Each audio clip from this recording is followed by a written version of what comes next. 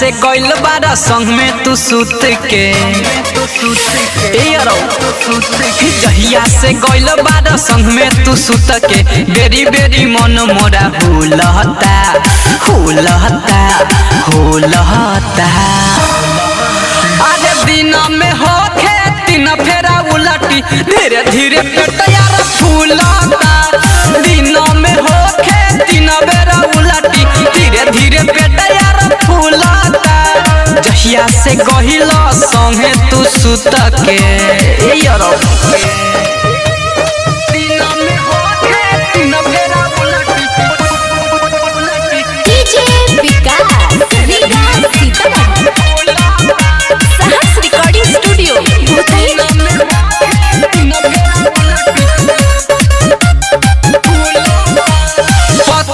हमारा खायल पियल हो गइल बाटे हमर मुश्किल जियल भइल गलतिया बड़का भारी देले बारा तू तो वही में झारी।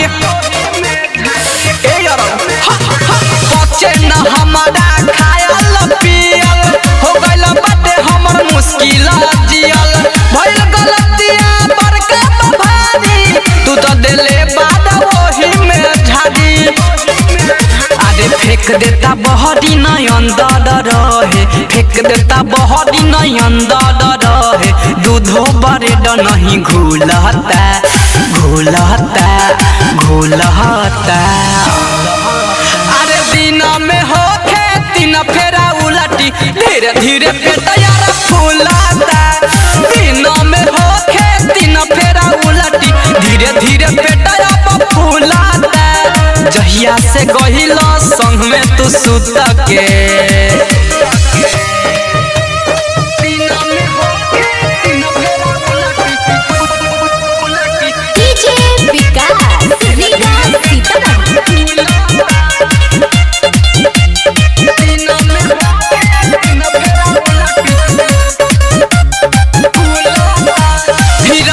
बिहारी ना आगे पीछे देखल साझे से लेके तू भोर तक ठेकल कहोई हमर उपाय लगा दो राजू रविंद्र से दवाई मांगा दो।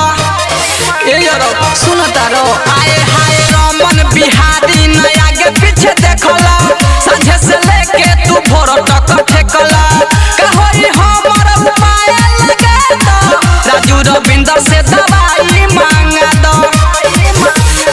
देहिया तो रहे बड़ी हमर टाइट देहिया तो रहे बड़ी हमर टाइट दोनों जो बनयब झूलता झूलता झूलता। अरे दिन में होखे तीन फेरा उलटी धीरे धीरे पेट यार फूलता। दिन में होखे तीन फेरा उलटी धीरे धीरे पेट यार फूलता। जहिया से गइल संग में तू सुत के का कइल हो। सहर्ष रिकॉर्डिंग स्टूडियो भूतही चौक।